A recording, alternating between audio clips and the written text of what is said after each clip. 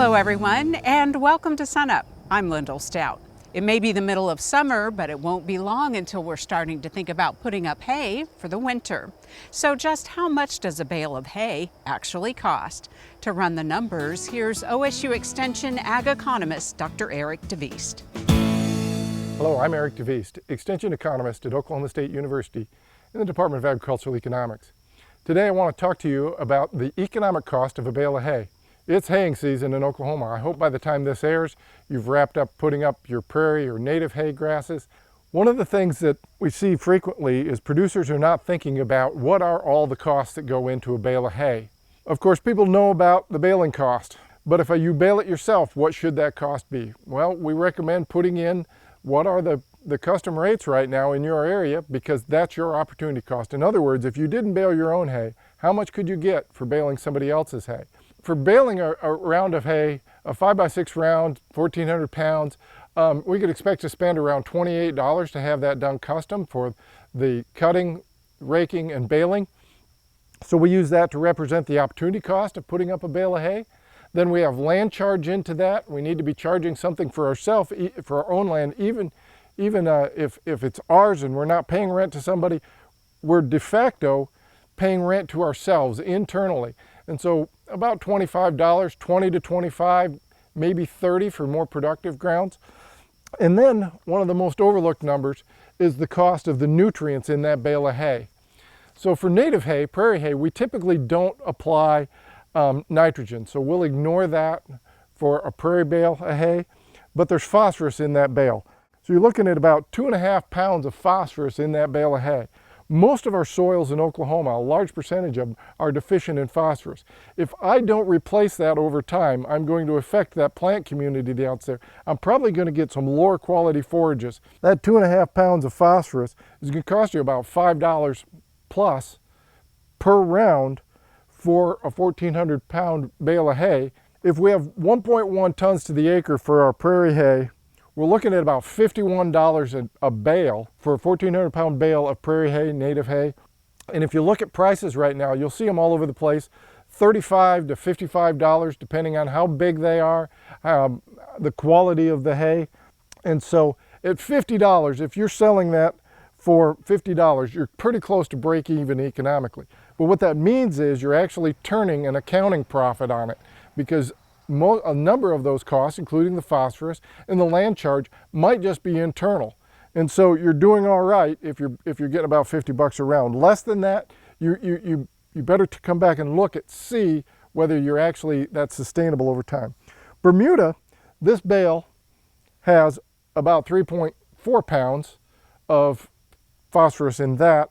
And then we also are going to put nitrogen on that field. The nitrogen that's in the bale of Bermuda hay is only a fraction of what actually gets put down, because you're going to lose nitrogen to volatilization, and then you're going to get a lot of tissue growth that's not harvestable. The lower part of the stems, the roots, for example. So typical rate would be around 200 pounds of actual N per acre per year for Bermuda. So there's about $13 of nitrogen per bale that's applied, even though there's less nitrogen in the bale. And then we got almost $7 of phosphorus in a bale of Bermuda hay. So, and we're probably going to put herbicide down if we're trying to sell it as weed-free hay. It comes down to you're around $58 to $60 a bale for Bermuda hay. If you look at the hay markets right now, look at what's advertised out there. You'll see a lot of Bermuda hay in that $60 range right now. So if you can put that bale up and sell it for $60 a round, you're going to turn an accounting profit and break even in terms of economics.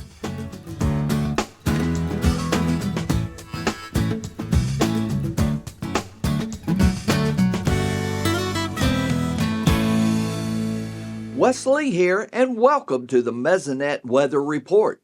A common question I get is whether climate change is having an impact on our total rainfall amounts. To answer that, let's look at the data. The latest version of NOAA's Climate Impact Report included this map. It shows how rainfall over the past 30 years compares to rainfall in the early 1900s. indicating a 5 to 15% increase in total precipitation in the east and a similar reduction in the west. For Oklahoma specifically, we can look at this rainfall graph over time. It shows 5-year weighted tendencies along with the year's average total rainfall. I have broken down the higher than normal years versus the lower than normal years on this table. Since 1980, the state has been drier 32% and wetter 68% of the time. Also shown are the west and east sides of the state. We see a higher percentage of dry years in the west versus the east, but still more wet than dry years. For the 44 years before 1980, it is pretty much the opposite. More dry years, 59%, versus wet years, 41%. Gary is up next with the latest version of the drought map. Thanks, Wes, and good morning, everyone. Well, we do have some changes on the Drought Monitor map. We remained mostly steady last week, but unfortunately, those changes aren't good. Let's get right to the new map. As you can see, we do have more of those brown colors down across southwestern Oklahoma. A little bit of an increase over in east central and southeast Oklahoma in those yellow colors, the abnormally dry conditions. As always, those yellow colors mean areas coming into or going out of drought. In this case, unfortunately, it's going into drought. So, as I said, we've gotten a gift from those temperatures. If you look at this statewide average high temperature map from the Oklahoma Mesonet, starting on June 1st all the way through the end of July, we do see much of July below normal in temperature and greatly below normal in temperature. In some cases, less than 10 degrees below normal. So when we look at that over the long term, we do see much of the summer, however, has been above normal in temperature. That's when we had those flash drought worries. Like I said, the rainfall certainly helped as well. The temperature goes hand in hand with those rainfall deficits. But when we do have above normal precipitation, that can certainly take care of drought. Over the last 30 days, we see scattered good amounts of rainfall, 3 to 4 to 5 inches, especially down in southeast Oklahoma. When we look at that on the percent of normal rainfall map from the last 30 days, that same time frame, then we can see the generous rainfalls up across northwestern and west central Oklahoma, a little bit down into southwestern and in southeastern Oklahoma. It's fairly scattered, but we also see those deficits, in some cases less than 30% of normal, all the way down to 15% of normal. That's it for this time. We'll see you next time on the Mesonet Weather Report. A few weeks ago, you may have caught our livestock marketing segment with Dr. Derrel Peel and SUNUP's Kurtis here all the way in Scotland. Well, today it's time to find out what those guys are actually up to in the UK.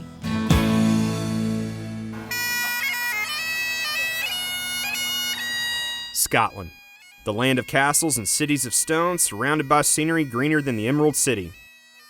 And home to some shockingly great beer. Now you may be asking yourself, what exactly is Kurtis doing in the UK? Don't worry, we'll get there. So sit back and let's explore the rugged beauty that is Scotland. Edinburgh, the capital city of Scotland. It's the first stop for me and livestock marketing specialist Dr. Derrel Peel. Derrel, along with agricultural economics professor Beth Norwood, organized this trip as a study abroad opportunity for a group of OSU students.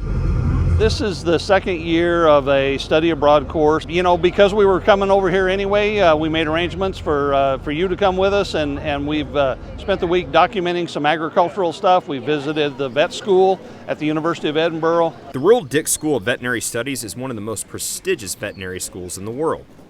And they organized a facilities tour for Derrel and me to see what dairy, beef, and sheep production looks like in this part of the world. After a few days of exploring and getting the chance to see Scottish agriculture up close, it's finally time to head to the airport to pick up the students. Right here. Alrighty, you made it. A quick stretch and a few yawns, and it's time to get started. On a trip like this, time isn't something that you waste. The walking one of the most famous stretches of road in the world right up to a castle is a great way to shake off that 8-hour flight. It's called the Royal Mile. Dating back to the 12th century, this stretch of cobbled road leads a steady, steep incline all the way up to Edinburgh Castle. Not exactly like stepping back in time, but it's pretty close. As you can tell, this is more of a touristy part of the journey, mainly to keep the students from falling asleep, because tomorrow is when the ag part of the trip really begins. So this year, the Royal Highland Show is actually the first full day the students have been here. So we're beginning the trip with this big day here at the show. I've just experienced so much already. We've only been here for a day, and we're here at the Royal Highland Cattle Show and seeing all of the different types of agriculture. Hannah Doherty is one of the students who was selected for this trip, and she says the past few days have been a wonderful whirlwind. I think what really surprises me is actually how in great conditions the buildings are for how old they are and how green everything is. It's just absolutely breathtaking. I think it's a part of college is learning, so exposing you to new things. Like the Yorkshire Shore, As I mentioned earlier, OSU Ag Economics professor Beth Norwood organized this study abroad class with Derrel. She says trips like these have a massive positive impact on the students. So about half the trip is learning about agriculture, meeting with universities, government officials, and then we also do some of the historical trips and cultural things, really to get the students a great exposure to not only how agriculture is different in this country, but also how food and aspects of life are also different. I mean, yeah, just kind of how big the city is, honestly, and how, like, you know, it's so old, everything's so old, and it's like, wow, all the history here. And I guess I knew what to expect it, but I guess I couldn't have been prepared for that. So, like Hannah, fellow study abroad student Owen Brown says the trip so far has been amazing, though the similarities between Scottish and U.S. agriculture are surprising. Kind of, you know, for as different as I thought it would be, it's very similar. A lot of things, like, you know, we're showing cattle and looking at all the food and all that kind of stuff, and there's just not as much of a cultural disconnect as I would have thought there'd be. I've just experienced so much already. We've only been here for a day. Seeing all of the different types of agriculture in a different country is just amazing, and the beautiful countryside and different cultures to see and how old everything is. It's been a really great experience. I tell you what, if you just listen to the students when they first come in, you understand the value so much. It's just, obviously it opens their eyes to new things. Well, it's important to me because it's exactly what happened to me. You know, I went through the same thing once upon a time, and I remember how much it opens your eyes, and it takes you out of a little box and shows you that there's a lot bigger box. And I think that's our primary challenge in the College of Agriculture. We get a lot of great kids, you know, all the right background and work ethic and all of those things, but what they haven't seen is a lot of the world. Aberdeen, Scotland. A port city nestled right into the banks of the North Sea, where the next leg of the journey for these students will begin, and new experiences and memories will undoubtedly be made. But they're not the only ones affected by this journey. You see, as an Okie who grew up in a rural community with endless grids of dirt roads, walking these cobbled streets and cities of stone, it's just, well, hard to put into words, honestly. Overwhelming, but in the best way. Working closely with Derrel and his wife, Pat, making friends with the locals, exhausting mountain hikes, riding my first train, which is one of the most beautiful experiences these landlocked eyes have ever seen. A chef's kiss of a work trip.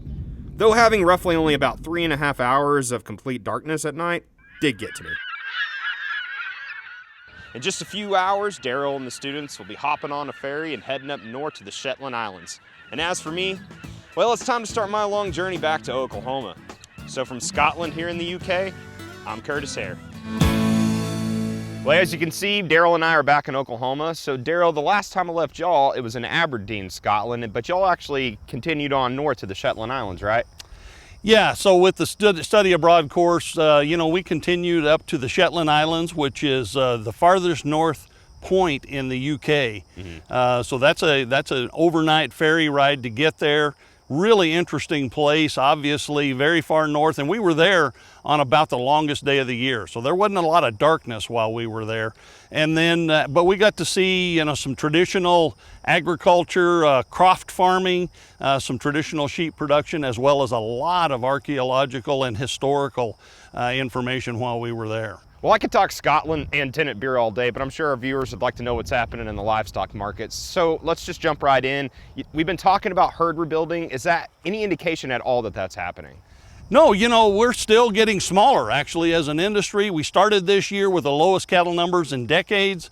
The indications are that the herd has gotten smaller this year. We're looking for signs of, you know, there's two things that'll happen when we start herd rebuilding. One will be heifer retention. That's the big one that we're looking for. The other one is that cow culling will reduce to minimal levels as producers try to hang on to cows a little bit longer than usual.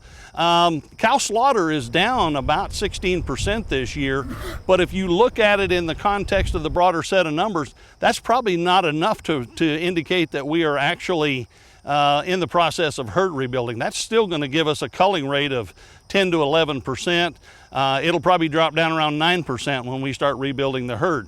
July 1 Cattle on Feed report also included a breakdown of steers and heifers in feedlots. And those numbers indicated that we still have right at 40% of all the feedlot inventory is heifers. So we continue to place heifers in the feedlot. We're not keeping them out in the country apparently at this point. And so that's a process that has yet to get started. Do you have any idea when that might begin? Well, there's a couple of things that are going to have to happen. One is obviously when can we do it? So that's a question really of the drought situation. I think by and large we've had better forage conditions this year, and some folks can do it and probably are doing it to a limited degree. But there are concerns going forward about re-emerging drought, and particularly with the idea of La Nina rebuilding in the U.S. That's a concern for later this year and on into next year. So that may be holding folks back a little bit. The other part of it is just producer expectations, which is a function of the financial situation, the cost of financing herd rebuilding, and just producer expectations for these markets. They're enjoying these high markets right now, but the question is, how long will they last? Will they last long enough to make it worth that investment in those heifers for future production? Apparently producers don't believe we're there yet, so they have not started that process. All righty, thanks, Derrel. Dr. Derrel Peel, Livestock Marketing Specialist here at Oklahoma State University. We just want to take a quick break in the show to talk about a great opportunity to learn more about the canola industry. The Regional Canola Meeting will be held at 10 a.m. this Wednesday, August 7th at the Chisholm Trail Expo Center in Enid. Topics will include variety performance and development, management practices, and marketing. For more information, go to sunup.okstate.edu.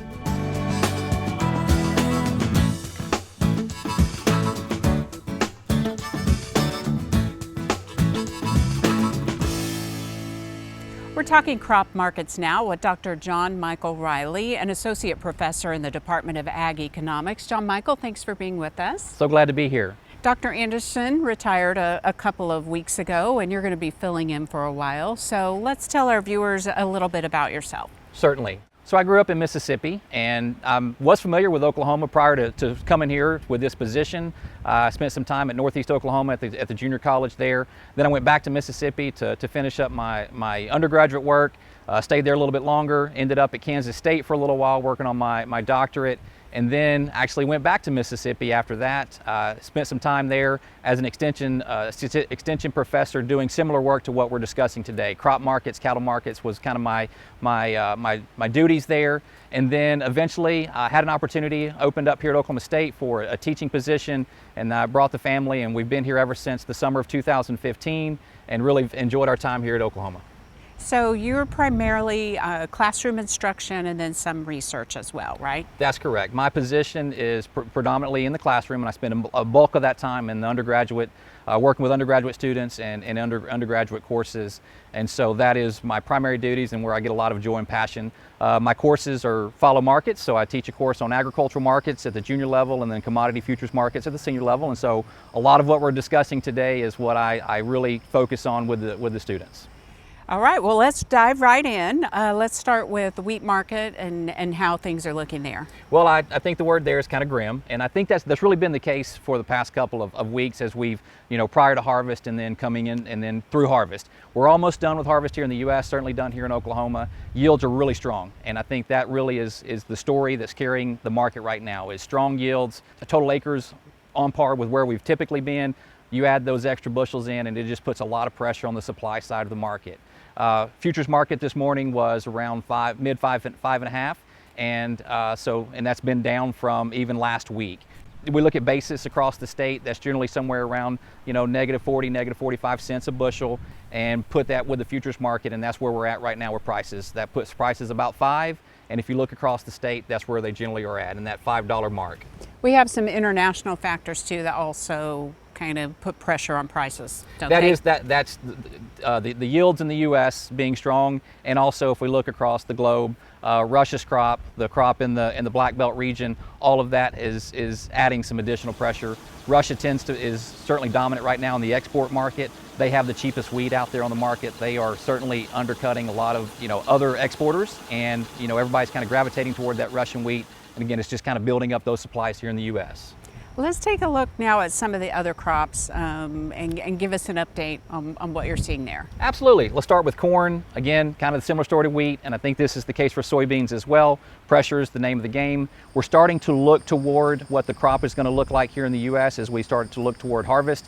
The crop looks really good. The weather is shaping up to be pretty good. I mean, there is some worries about drier conditions in the Corn Belt right now that the market is keying in on, but those really haven't shown themselves enough to really boost anything. Again, the pressure is coming from the supply side of the marketplace. And then what are you seeing in terms of soybeans and cotton?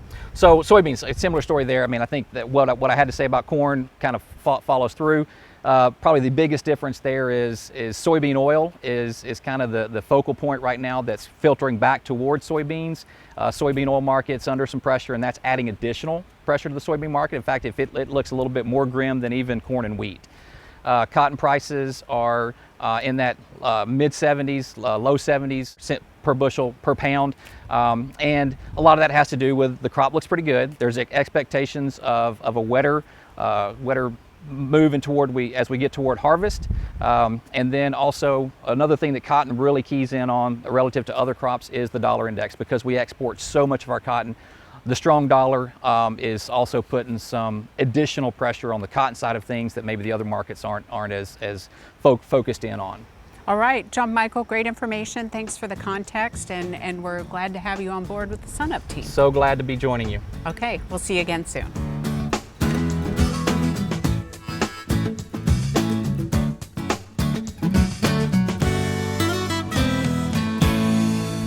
Good morning, Oklahoma, and welcome to Cow-Calf Corner. Well, we're working our way into August, and this week's topic is cover crops. Cover crops have gotten attention over the years. There's quite a bit of data that shows us benefit, particularly on intensively managed agriculture land. If we put in a cover crop, something like a cool season cover crop, we potentially do a lot to help the health of the soil. We increase the water holding capacity. We can decrease our need for nitrogen fertilizer at some point in the future. If we plant certain things, we can actually help to break through that hard pan soil and maybe bring up a little calcium and improving that soil health and that water binding capacity long term. There's an increasing amount of evidence that we can actually improve calcium content, maybe reduce greenhouse gas emissions.